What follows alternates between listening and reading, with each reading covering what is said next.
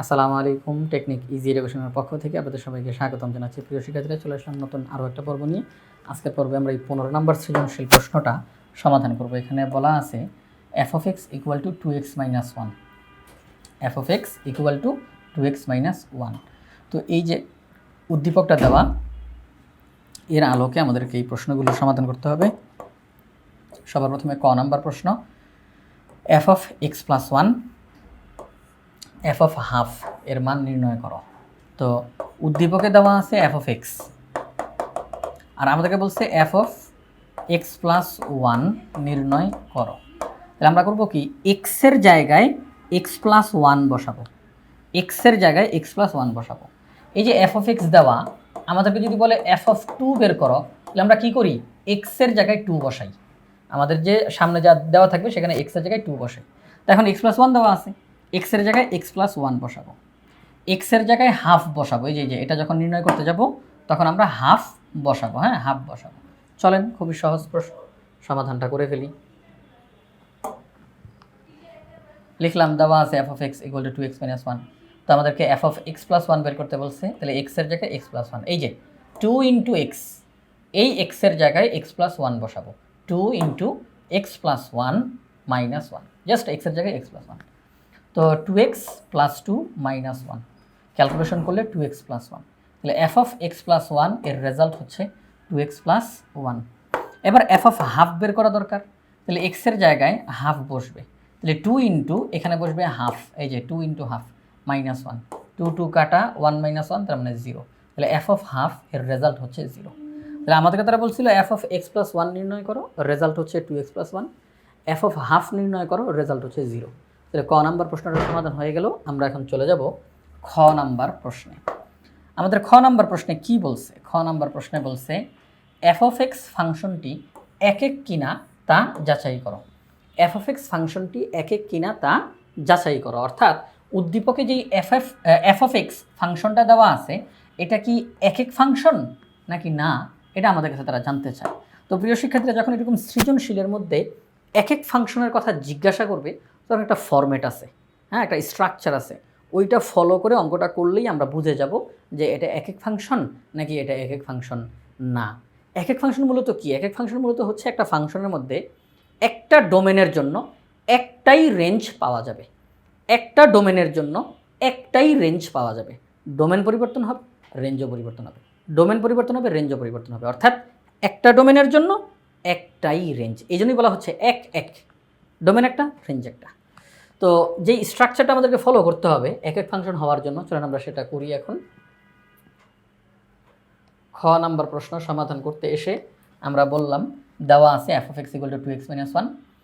এক এক ফাংশন হওয়ার জন্য আমরা অঙ্কের বাইরে থেকে দুইটা ডোমেন নিয়ে আসবো, দুইটা মান নিয়ে আসবো, দুইটা মান অঙ্কের বাইরে থেকে, অঙ্কের বাইরে থেকে দুইটা মান আনবো, এনে বলবো কি, ধরি, দেখেন আমি কী বলছি, ধরি এই দুইটা হচ্ছে এই ফাংশনটার ডোমেন। আমি কিন্তু অঙ্কের বাইরে থেকে দুইটা চলক আনতেছি, এনে বলবো যে এরা হচ্ছে এই ফাংশনটার ডোমেন, এটা আমরা ধরলাম, অনেক কিছু তো ধরা যায়। তাহলে আমরা বলবো ধরি x1 x2, এটা কিন্তু পরিচয় যেহেতু এখানে x আছে, তাহলে পরিবর্তন করার জন্য x1, পরিবর্তন করার জন্য x2, যদি আরও নিতাম তাহলে x3, তাহলে প্রত্যেকটাকে ভিন্ন ভিন্ন বোঝাবে। তো আমরা অঙ্কের বাইরে থেকে দুইটা আনলাম, ধরি x1 এবং x2 belongs to dom f, অর্থাৎ f ফাংশনের ডোমেনের অন্তর্ভুক্ত হলো x1 এবং x2। এই ফাংশনটা এক এক ফাংশন হবে যদি ও কেবল যদি, দেখেন শর্তটা কীভাবে করে জোরালোভাবে দেওয়া হচ্ছে, এই ফাংশনটা এক এক ফাংশন হবে যদি ও কেবল যদি আমরা এই x1কে এই ফাংশনটাতে বসাই, x2কে এই ফাংশনটাতে বসাই, এবং তারা যদি সমান সমান হয়, f of x1 এবং f of x2 তারা যদি সমান সমান হয়, এবং এর ফলে যদি x1 আর x2কে সমান দেখা যায়, তাহলেই বলবো এই ফাংশনটা এক এক ফাংশন। কথাটা একটু বোঝার চেষ্টা করি, যদি এরকমটা না হয় তাহলে এক এক ফাংশন না, তাহলে এক এক ফাংশন না। আমরা বলতেছি এই ফাংশনটা এক এক ফাংশন হবে যদি ও কেবল যদি আমরা যে দুইটা ডোমেন এনেছি তাদেরকে এখানে বসাবো, x1 আরেকটা x2, তাহলে f of x one f of x two যদি সমান হয় তাহলে এক্স ওয়ান এবং এক্স টুকে সমান হতে হবে। যদি হয় সমান তাহলেই আমরা বলবো এই ফাংশনটা এক এক ফাংশন। যখনই আমাদের সৃজনশীলের মধ্যে এরকম এক এক ফাংশনের কথা বলবে আমরা কিন্তু এই ফরম্যাটটাই মেনে চলবো। আমরা বলবো এফ অফ এক্স ফাংশনটি এক এক হবে যদি এবং কেবল যদি F of x one equal to F of x two হলে x one equal to x two হয়। F of x one equal to F of x two হলে x one equal to x two হয়। এটা মূল শর্তটা, এটা শর্ত। এটা এক এক ফাংশন হবে যদি ও কেবল যদি এটা সমান এটা হলে x one equal to x two হয়। আপনারা চাইলে কিন্তু অঙ্কের বাইরে থেকে আপনারা আনতে পারেন এ বি, মানে এই ফাংশনের বাইরে থেকে অন্য কোনো অক্ষর আনতে পারেন এ বি। তখন আপনি বলবেন f of a equal to F of b হলে এ ইকুয়াল টু বি হয়, এরকমটা হবে। ঠিক আছে, আপনি ধরতে পারবেন, সমস্যা নেই। তাহলে আমরা লিখলাম f of x one equal to F of x two. তাহলে যেহেতু এক্স ওয়ান বসাইছি তাহলে এই যে এখানে এক্স ওয়ান, তাহলে এখানে two x one minus one লিখলাম। এফ অফ এক্স টু, তাহলে এই যে এখানে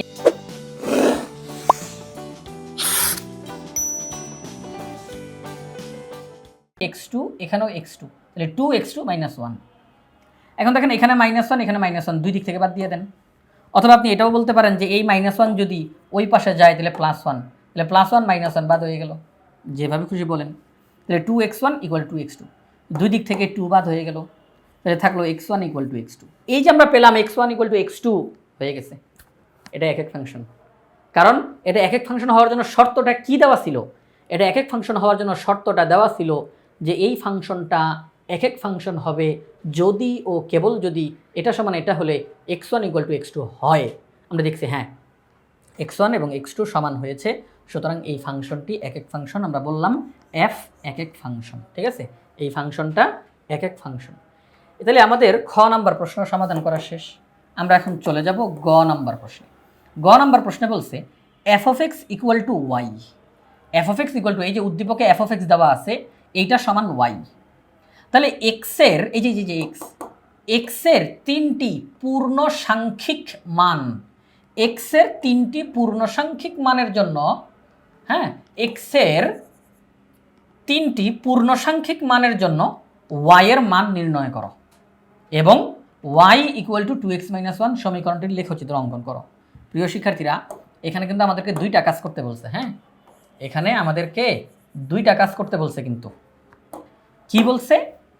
প্রথমত বলে দিছে F of x equal to Y, এই যে Y equal to F of X, আর এফ অফ এক্স বলতে আমরা জানি two x minus one. Direct বললে Y equal to two x minus one আমরা বলতে পারি। এটা প্রশ্নে বলছে, আমি বলি নাই, এটা তারাই বলে দিছে। এখন বলছে এক্সের তিনটি পূর্ণ সাংখ্যিক মান, মানে পূর্ণ সংখ্যা। আমি এক্সের মান হিসেবে তিনটা পূর্ণ সংখ্যা নিব আমার ইচ্ছা মতো। তারা সংখ্যা দেয় নাই, বলছে আপনি ইচ্ছা মতো নেন। এক্সের তিনটা পূর্ণ সাংখ্যিক মান মানে পূর্ণ সংখ্যা, এক্সের তিনটা পূর্ণ সংখ্যা নিয়ে বসিয়ে ওয়াইয়ের মান কত আসে তারা জানতে চায়। এটা একটা কাজ যে ওয়াইয়ের মান নির্ণয় করো। এরপরে বলছে এই যে Y equal to two x minus one, যেটা দিয়ে আপনি এইমাত্র রেজাল্টগুলো বের করলেন, সেই y equal to two x minus ওয়ানের লেখচিত্র অঙ্কন করো। একেবারে সহজ একটা অঙ্ক। চলেন আমরা এখন গ নাম্বার প্রশ্নটার সমাধান করে ফেলি। আমরা উদ্দীপক থেকে লিখলাম, দেওয়া আছে f of x equal to two x minus one. তো প্রশ্নেই বলা আছে এফ অফ এক্স মানেই হচ্ছে ওয়াই, তাহলে Y equal to two x minus one. এই যে এফ অফ এক্সের জায়গায় ওয়াই বসাইলাম, Y equal to two x minus one. এখন এক্সের তিনটা মান আমরা নিজেরা ধরবো ইচ্ছা মতো। তো ভেজাল করার কি দরকার, যেহেতু আমাদেরকে চান্স দিছে আমরা সহজ করে অঙ্কটা করে ফেলবো। আমরা এক্সের মান ওয়ান ধরলাম, তো এক্সের মান যদি ওয়ান ধরি, এই যে লিখছি এই যে এক্স ইকুয়াল টু ওয়ান হলে ওয়াইয়ের মান কত হবে? এই যে এখানে এক্সের জায়গাতে ওয়ান বসবে, two into one minus one, calculation করলে ওয়ান। যদি আমরা এক্সের মান টু ধরি তো এখানে টু বসাবো, তাহলে দুই দুগুণে চার, এক বিয়োগ করলে তিন। যদি আমরা এক্সের মান তিন ধরি, আমাদেরকে তিনটা মান ধরতে বলছে, একটা দুইটা তিনটা আমরা ধরছি। যদি এক্সের মান থ্রি হয় তাহলে এখানে থ্রি বসাবো, তাহলে ক্যালকুলেশন করলে ফাইভ হয়। তাহলে আমরা দেখলাম এক্সের তিনটি মানের জন্য ওয়াইয়ের তিনটি মান ওয়ান থ্রি ফাইভ, এক্সের তিনটি মানের জন্য ওয়াইয়ের তিনটি মান ওয়ান থ্রি ফাইভ। তাহলে আমাদের গ নাম্বারের প্রথম অংশ কিন্তু হয়ে গেছে। গ নাম্বারের প্রথম অংশ যে এক্সের তিনটি পূর্ণ সাংখ্যিক মানের জন্য ওয়াইয়ের মান নির্ণয় করো, আমরা বের করছি। 1 3 5 এটা হচ্ছে ওয়াইয়ের মান। এবার আমাদেরকে বলছে y equal to 2x minus 1 এটার লেখচিত্র অঙ্কন করো। লেখচিত্র মানে কি? ছক কাগজ, গ্রাফ পেপার, সেখানের মধ্যে আপনি এটার জন্য একটা লেখচিত্র তৈরি করবেন। তো প্রিয় শিক্ষার্থীরা, আপনারা জানেন যে একটা ছক কাগজের মধ্যে বিন্দু বসাইতে গেলেই দুইটা মান লাগে, একটা এক্স এর মান, একটা ওয়াইয়ের মান। যখনই আমি কোনো বিন্দু বসাইতে যাব, এক্স এর মান লাগবে, ওয়াই এর মান লাগবে, এক্স এর মান লাগবে, ওয়াই এর মান লাগবে। খেয়াল করে দেখেন, আমরা কিন্তু এক্স এর মান 1 আর ওয়াই এর মান 1 পেয়ে গেছি, ঠিক আছে। এক্স এর মান 2 আর ওয়াই এর মান 3 পেয়ে গেছি, এক্স এর মান 3 আর ওয়াই এর মান 5 পেয়ে গেছি। আপনি চাইলে আরও একটা দুইটা বিন্দু বেশি ধরতে পারেন, যেহেতু লেখচিত্র আঁকতে বলছে যত বেশি বিন্দু ধরবেন ততই ভালো, পুঙ্খানুপুঙ্খ চিত্র তৈরি হবে। তিনটা হলেই যথেষ্ট, আপনি চাইলে আরও একটা বা দুইটা বিন্দু বাড়ান, এরপরে লেখচিত্রটা তৈরি করে দেন। তো আমরা চলেন এখন পরবর্তী অংশে চলে যাই। তো এই যে পরবর্তী অংশ আমাদের সামনে চলে আসলো, আমরা একটা ছক তৈরি করলাম, y equal to 2x minus 1 সমীকরণের লেখের কয়েকটি বিন্দুর স্থানাঙ্ক নির্ণয় করি। x এর মান নিজেরা ধরবো, y এর মান বের হবে। আচ্ছা, x এর মান 1 ধরলে y এর মান 1 আসে, একটু আগে তো আপনি করলেন, এই মাত্রই তো করলেন। x এর মান 2 ধরলে y এর মান 3 আসে, x এর মান 3 ধরলে y এর মান 5 আসে, x এর মান 4 ধরলে y এর মান 7 আসে। যেখানে যদি 4 ধরেন তাহলে 4 দুগুণে 8, 8 থেকে 1 বিয়োগ করলে 7। আমরা চারটা বিন্দু নিলাম, 1, 1, 2, 3, 3, 5, 4, 7, এগুলো হচ্ছে বিন্দু। আমরা ছক কাগজের মধ্যে, এই যে এটা কিন্তু আপনাদেরকে আলাদা করে কাগজ দেওয়া হবে, ছক কাগজ, গ্রাফ পেপার, সেখানে আপনারা বিন্দুগুলোকে বসাবেন। এই যে এটা এক্স অক্ষ, এটা ওয়াই অক্ষ। তো আমরা করলাম কি, ছক কাগজে প্রতি 2 ঘরকে 1 ধরতেছি, প্রতি 2 ঘরকে 1 ধরতেছি। তাহলে একটু চিত্রটা একটু সুন্দর দেখা যাবে আর কি, এই জন্য। তাহলে আমরা 1, 1 বিন্দুটা বসাবো। তাহলে এক্স এর মান 1, আমরা মূল বিন্দু থেকে 2 ঘর ডানে যাই, এক্স এর মান মূল বিন্দু থেকে 2 ঘর ডানে যাই, তার মানে 1। এবার ওয়াই এর মান ধনাত্মক, উপরে যাব, 2 ঘর উপরে যাই, এই হচ্ছে 1, 1। এবার 2, 3, এক্স এর মান 2, মূল বিন্দু থেকে 4 ঘর ডানে যান, কারণ 2 ঘর মানে 1, 2 ঘর মানে 1, তাহলে 4 ঘর মানে 2, তাহলে মূল বিন্দু থেকে ডান দিকে 4 ঘর যাবেন, এক্স এর মান। এবার ওয়াই এর মান 3, 3 দুগুণে 6, উপরের দিকে 6 ঘর উঠেন, এই যে 2, 3। তো এইভাবে করে আমরা বিন্দুগুলোকে এখানে স্থাপন করব। এই যে সবগুলো বিন্দু স্থাপন করব। স্থাপন করার পরে বিন্দুগুলোকে আপনি স্কেল দিয়ে সবগুলো বিন্দু যোগ করে দেন, স্কেল দিয়ে সবগুলো বিন্দু যোগ করে দেন। এই যে চিত্রটা পেলেন, এটাই হচ্ছে লেখচিত্র। আমাদের প্রশ্নের মধ্যে যে ওয়াই এর কথা বলছে, y equal to 2x minus 1, তার জন্য এটাই হচ্ছে লেখচিত্র। লেখচিত্র আঁকা শেষ। একটু লেখাগুলো লিখে দেন, যেটা আপনারা সবসময় গতানুগতিকভাবে লেখেন, এই লেখাটা একটু লিখে দেন এখানের মধ্যে, যে ছক কাগজে এক্স অক্ষ ওয়াই অক্ষ বরাবর প্রতি 2 বাহুর দৈর্ঘ্যকে একক ধরছি আমরা। এবার এই বিন্দুগুলোকে আমরা ছক কাগজে স্থাপন করে যোগ করি। তাহলে এই y equal to 2x minus 1 এর লেখচিত্র হিসেবে AB সরল রেখাটি পাই। তাহলে AB সরল রেখাটি হচ্ছে y equal to 2x minus 1 এর লেখচিত্র। AB সরল রেখাটি হচ্ছে y equal to 2x minus 1 এর লেখচিত্র। এই যে আমরা এখানে নামকরণ করছি AB, এই যে এই সরল রেখাটি AB, এই AB হচ্ছে y equal to 2x minus 1 এর লেখচিত্র। তো প্রিয় শিক্ষার্থীরা, আজকের পর্বে আমাদেরকে এই যে 15 নম্বর যে সৃজনশীলটা ছিল, আমরা এই পুরো সৃজনশীল প্রশ্নটা সমাধান করলাম।